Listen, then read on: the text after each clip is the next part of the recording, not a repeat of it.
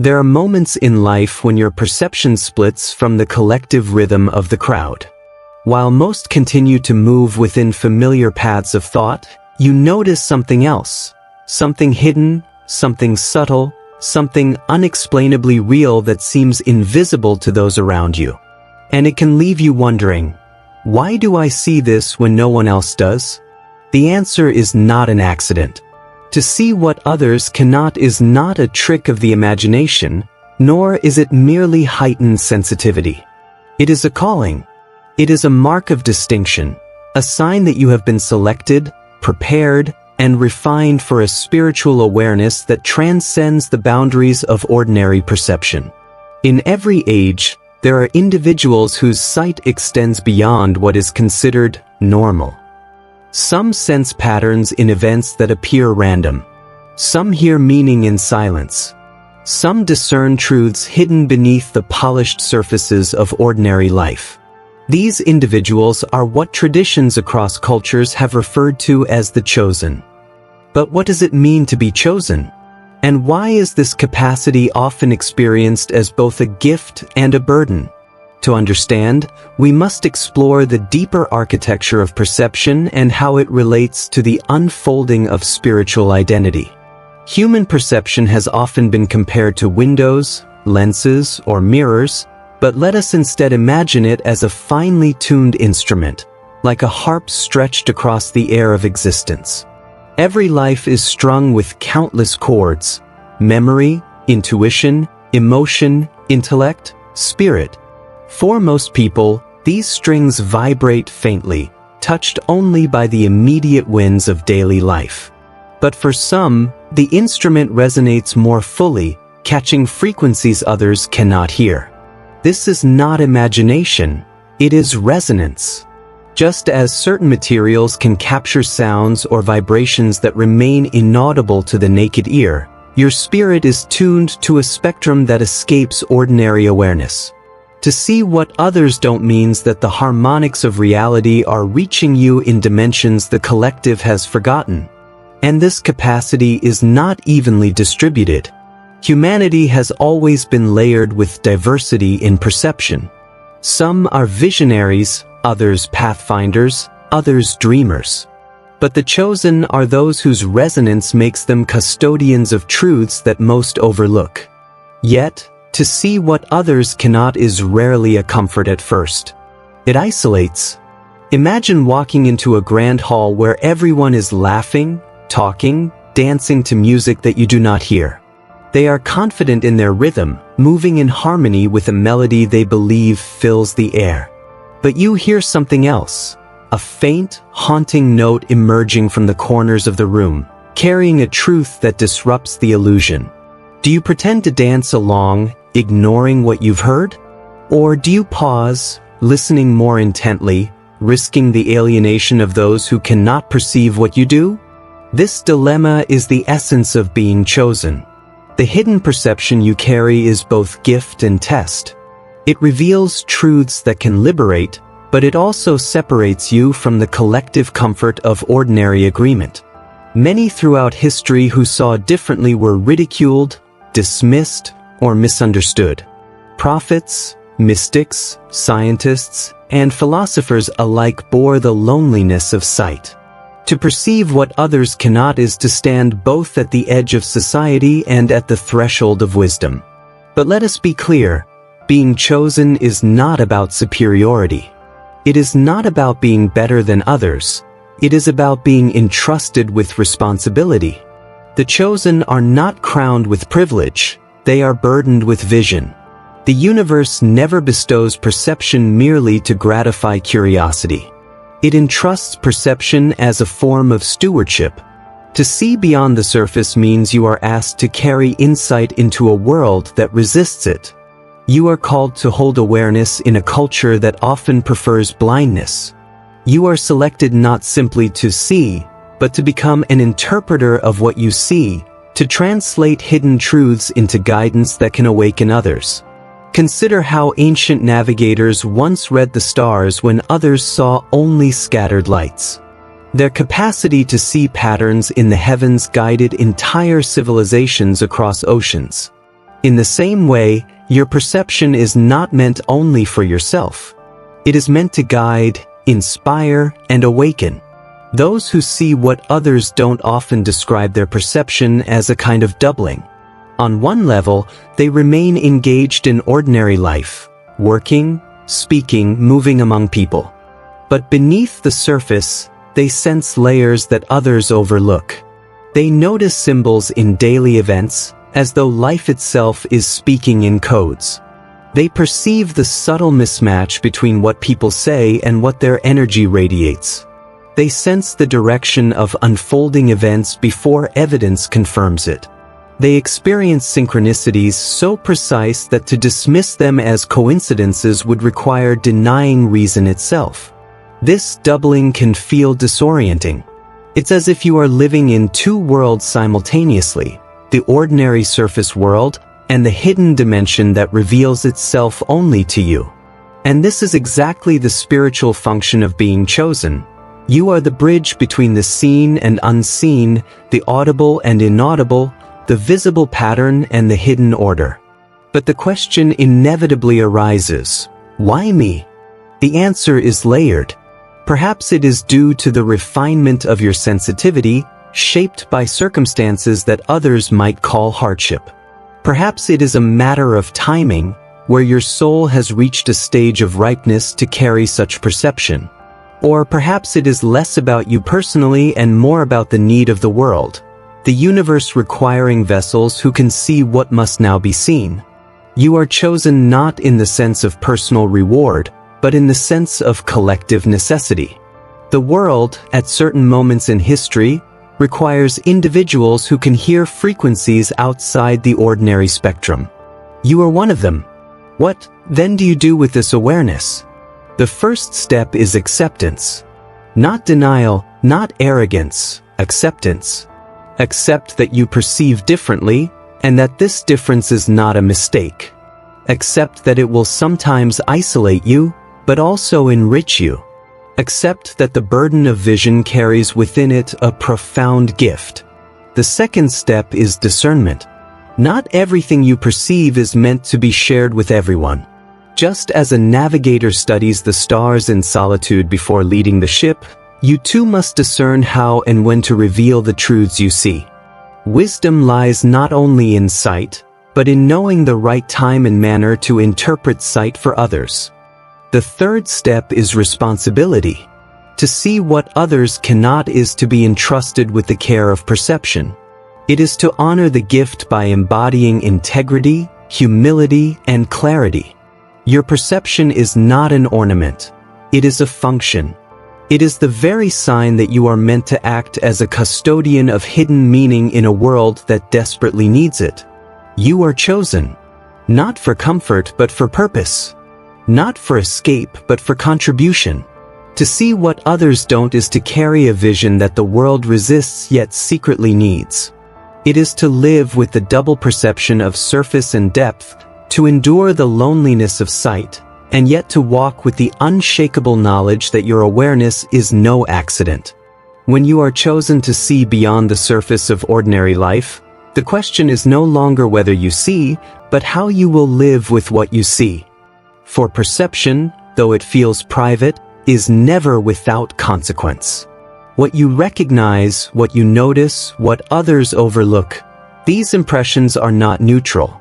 They shape your choices, they influence your relationships, and they determine the very path of your existence. The gift of perception comes with the challenge of integration. To see differently means you must learn to walk differently. You cannot remain as you once were, nor can you return to the comfort of unawareness. You are now aware of a layer of truth that demands acknowledgement, even if you choose silence. And silence is often part of the burden. Throughout human history, mystics and thinkers have spoken of a veil that separates the visible from the invisible. But let us imagine this not as a curtain, but as a finely woven fabric stretched across reality. Most people only notice the fabric surface, the patterns, the threads they can touch. But you perceive the movement beneath it, the subtle shapes pressing against the cloth, the shadows of realities attempting to emerge. This is what it means to see beyond the veil. You are not living in a fantasy, you are perceiving the pressure of truth as it presses against the edges of visibility. While others are content to admire the outer design, you notice the hidden hand shaping it. This dual awareness is unsettling. It disrupts your participation in the ordinary consensus. You cannot fully lose yourself in illusions because you perceive their cracks. And yet, this disruption is not a punishment, it is an initiation. It is important to distinguish between imagination and genuine perception. Many wonder, am I only overthinking? Am I imagining connections that do not exist? But those who are chosen soon discover certain consistent signs that confirm the reality of their perception. Number 1. The recurrence of patterns. You notice that life repeats its lessons until they are acknowledged. While others call this bad luck or coincidence, you recognize the deliberate rhythm behind these recurrences. Number 2. The impossibility of ignoring truth. Even when you attempt to dismiss what you've seen, it returns with greater force, appearing in dreams, in conversations, or in synchronicities that make denial impossible. Number 3. The dissonance of unspoken knowledge. You feel an internal tension when surrounded by falsehood. Even if no one else notices, your body reacts, your intuition alerts you, your inner compass shifts. Number 4. The alignment of inner and outer signals. Your inner insights are often confirmed by unexpected outer events, creating a resonance too precise to be dismissed. These are not fantasies. They are the hallmarks of perception that distinguishes the chosen. It is tempting to judge those who do not see. To wonder, why can they not recognize what is so obvious? But this temptation is itself a misunderstanding of the process. Sight is not granted to all at once. Humanity unfolds in stages, and each person perceives according to their readiness. Think of an ancient library filled with countless volumes.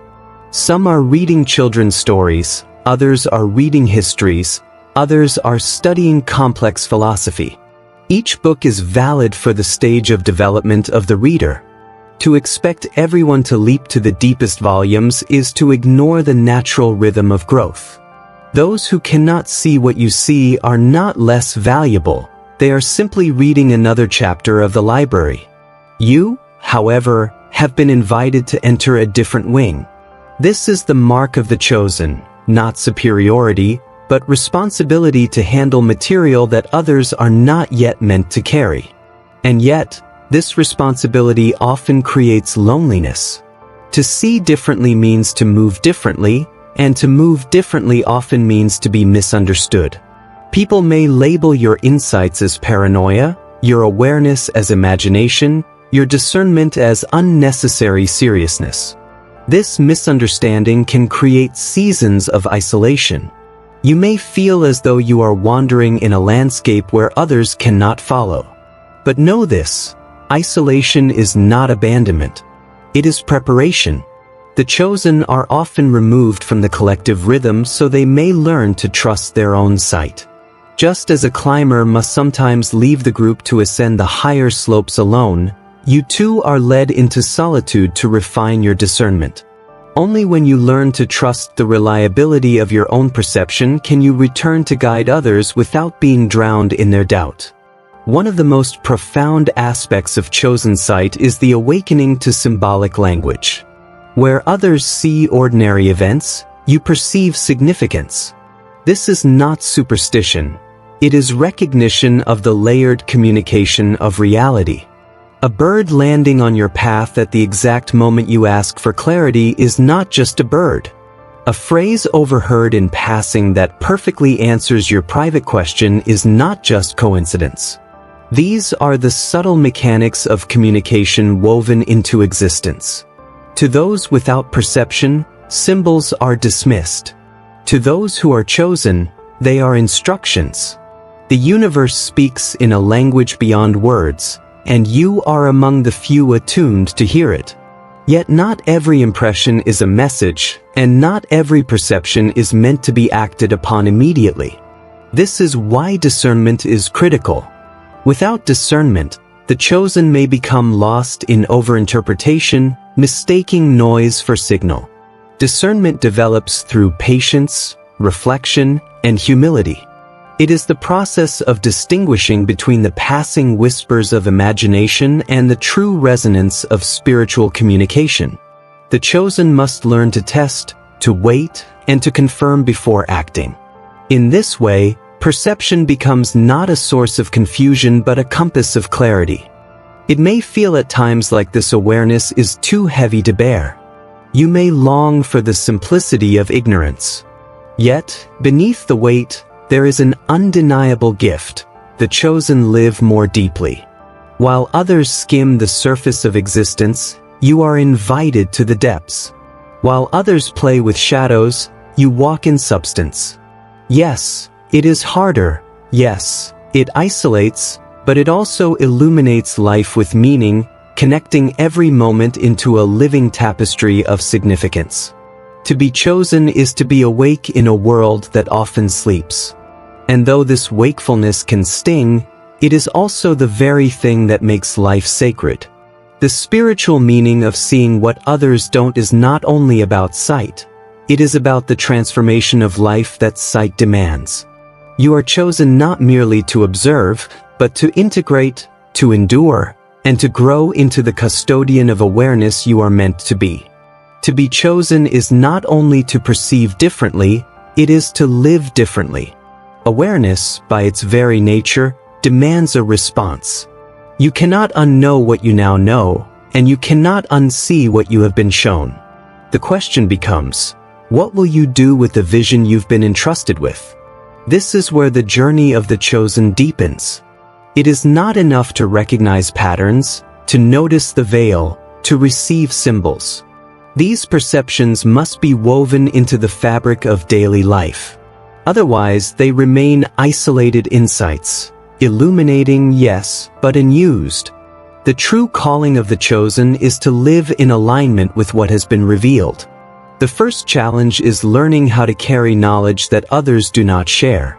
To see beyond the ordinary is often to encounter truths that are uncomfortable, unsettling, or even painful. You notice the dishonesty in someone's words before anyone else detects it. You perceive the decay behind a smiling facade. You sense the manipulation within systems that appear polished and harmless. This awareness can weigh heavily on you. It may make gatherings feel hollow, conversations shallow, and societal structures absurd. You may even wrestle with cynicism, tempted to withdraw from the world altogether. But withdrawal is not your calling. The chosen are not meant to hide from the world. They are meant to inhabit it with greater clarity. The discomfort you feel is not a curse. It is the sharpening of your inner lens.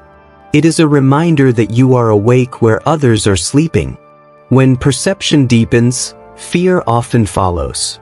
The mind, when confronted with unfamiliar truths, attempts to protect itself by retreating into panic. What does this mean? Am I safe? What if I am imagining it all? To live as the chosen, you must learn to separate perception from fear. Fear clouds discernment. It colors everything with suspicion and distorts the meaning of what you see. Fear shouts, exaggerates, and distracts, while true perception speaks with quiet precision. The way to distinguish them is simple. Fear drains you, truth steadies you. Fear makes you frantic, truth makes you clear. Fear isolates you in chaos. Truth connects you to wisdom. Thus, when you notice what others do not, pause, breathe, ask, does this awareness align with clarity, or is it being distorted by fear? In this pause, you invite discernment, and discernment is the chosen's greatest ally. One of the hardest lessons for those who see is learning when to speak and when to remain silent. Not every perception is meant to be shared. Not every truth is ready to be heard. The chosen often feel compelled to reveal what they notice, But disclosure without timing can create resistance instead of awakening. Silence, then, becomes a discipline. It is not silence of denial, but silence of wisdom. It is the recognition that some truths are seeds best planted in private soil, allowed to grow in their own season rather than forced into unready ground. The chosen must resist the temptation of constant explanation. Often, the most powerful witness to unseen reality is not your words, but your presence. By embodying the clarity of your perception, you become a mirror. Others may not understand you, but they cannot ignore the steadiness of your being. Perhaps the greatest challenge of living as the chosen is the tension of walking between two worlds, the world of the visible and the world of the unseen. One foot remains in ordinary reality, work, family, responsibilities. The other foot stands in the current of deeper awareness, where meanings are layered and nothing is purely surface. This dual existence requires balance. If you lean too far into the seen world, you begin to dull your sensitivity, numbing yourself with distractions. If you lean too far into the unseen, you risk detachment, losing your grounding in lived reality. The chosen life is the art of holding both. You honor the visible while remaining attuned to the invisible. You work, eat, laugh, and live like everyone else, but with an inner gaze that never closes. This balance is not easy, but it is precisely what makes your presence so powerful. You embody the integration of two realms, showing that they are not separate but interwoven. Every gift carries the potential of distortion. The chosen must be especially cautious of using their perception for ego, manipulation, or superiority. The temptation is subtle, to believe that seeing differently makes you inherently greater than others. But superiority poisons sight.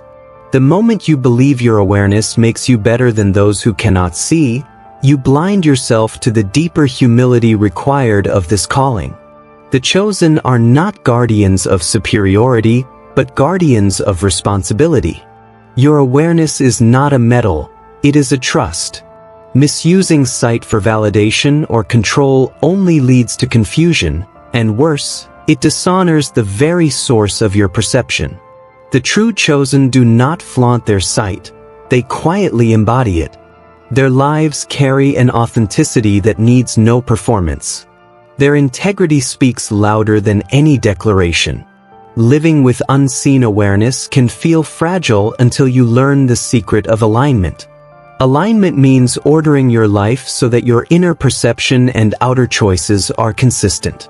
It means refusing to betray what you know for the sake of convenience or approval. For example, if you perceive dishonesty in a relationship, alignment calls you to act with clarity rather than remain complicit.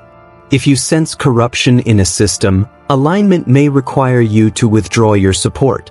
If you are given insight into your own habits, alignment means honoring that truth with action. Every time you align action with perception, you strengthen your sight. Every time you ignore it, your vision blurs. The chosen sharpen their gift not through passivity, but through courageous alignment. Over time, as you learn to live with this awareness, you develop a quiet authority. It is not authority of domination, but of depth. Others may not know why, but they sense a steadiness in you. They notice that you do not panic when chaos erupts. They feel that your words carry weight beyond opinion. They are drawn to you without knowing why. This is the mark of the chosen. You do not need to convince. You do not need to explain. Your very presence testifies to a reality that others cannot name. The world is desperate for such presence. In an age of noise and distraction, the chosen embody clarity. In a time of deception, they embody truth. In a culture of superficiality, they embody depth. To see what others do not is not merely to hold awareness, it is to live responsibly with that awareness. It requires discernment, silence, balance, humility, and alignment. It asks you to resist fear, to avoid misuse, and to embody the quiet authority of truth lived consistently. This is the path of the chosen, not glamorous, not easy, but profoundly meaningful. For when you live in alignment with your perception, you become not only a witness to hidden reality, you become a channel through which that reality enters the world. What happens after the realization settles in? What happens after you stop doubting your perception and begin to accept that you truly see what others cannot? For most, this is the most difficult phase. Not the seeing itself, but the living that follows it. Because once your vision expands, once you step into the vantage point of the chosen, life no longer fits neatly into the patterns it once did. You find yourself constantly confronted with the subtle tension between worlds, the world of the seen, where most dwell, and the world of the unseen, which reveals itself to you in flashes, whispers, and undeniable clarity. To live as one who sees is to live with responsibility. It is not about superiority. It is not about being above others. It is about being entrusted with a different layer of reality and deciding what to do with it. Let us move carefully now, because the final movement of this teaching is not about insight alone, but about integration. About how to walk through this world with perception intact, heart steady, and purpose clear. Imagine walking through a crowded street. To the average passerby, it is merely traffic, stores, chatter, and movement, but for you, there is something more. Perhaps you notice the despair hidden behind a smile. Perhaps you catch the subtle dissonance in a friend's tone that no one else acknowledges. Perhaps you see connections, patterns, synchronicities that appear almost like signposts written in invisible ink, glowing only for your recognition. This is the weight of double vision. You see the world both as it presents itself and as it truly is beneath the surface. The danger is not the vision itself. It is the temptation to either drown in it or to ignore it. Many who awaken to this level of seeing become overwhelmed. They retreat into silence, unable to reconcile the heaviness of what they witness with the lightness of the roles society demands they play. Others attempt the opposite. They bury what they see, convincing themselves they must be mistaken, that perhaps their perception is only imagination.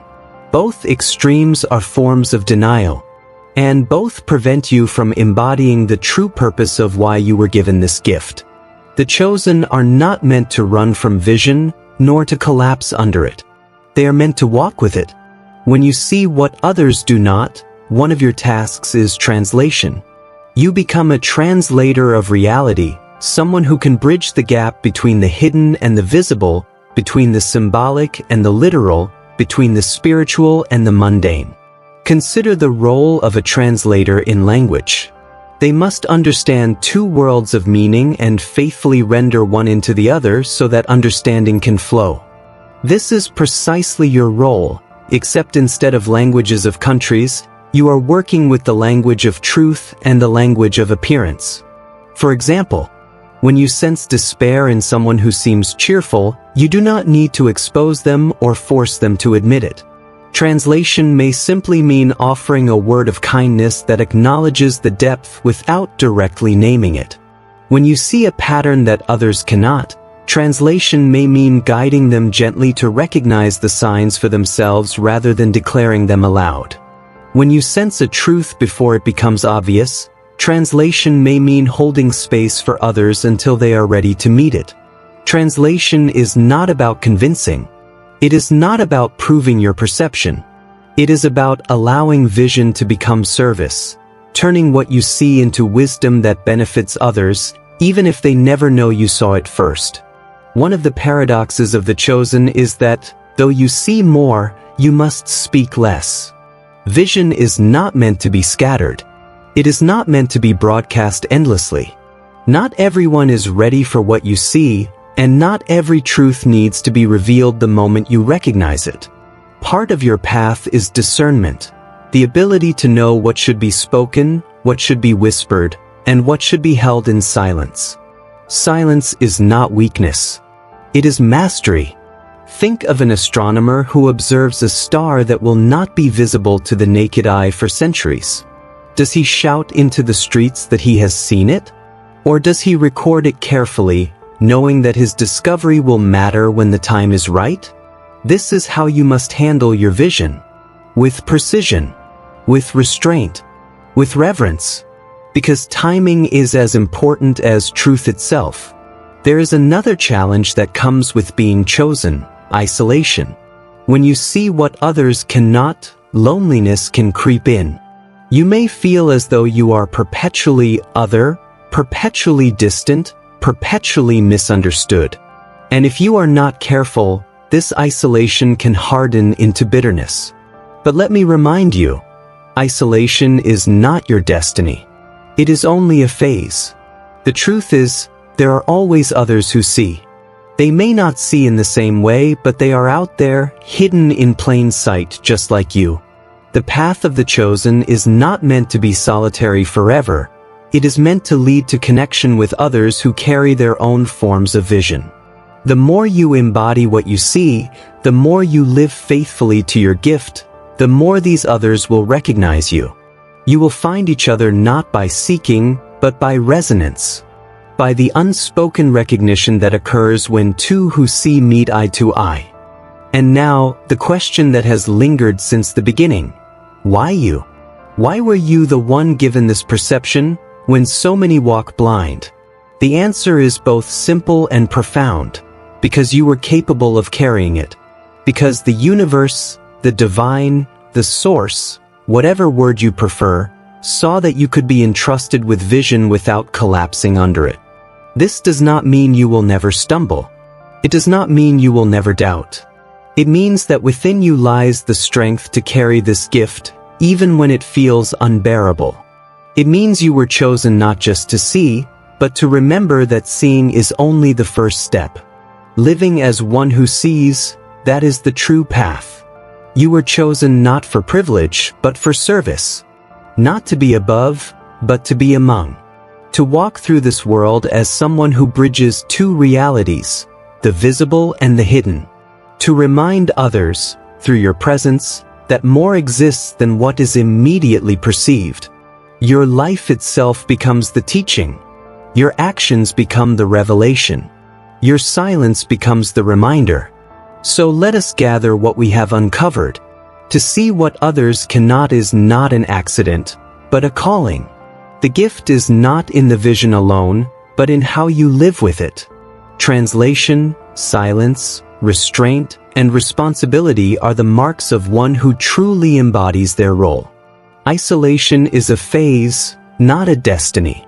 You will be led to others who see. And ultimately, you were chosen because you are capable of walking with double vision, of carrying perception with dignity, and of turning vision into wisdom for the benefit of others. If you remember nothing else from this journey, remember this: to see is not to separate, but to serve. And when you walk with that awareness, your vision will not isolate you. It will liberate you. Because you are not cursed for seeing. You are not broken for perceiving. You are chosen. And the world is waiting for you to live like it.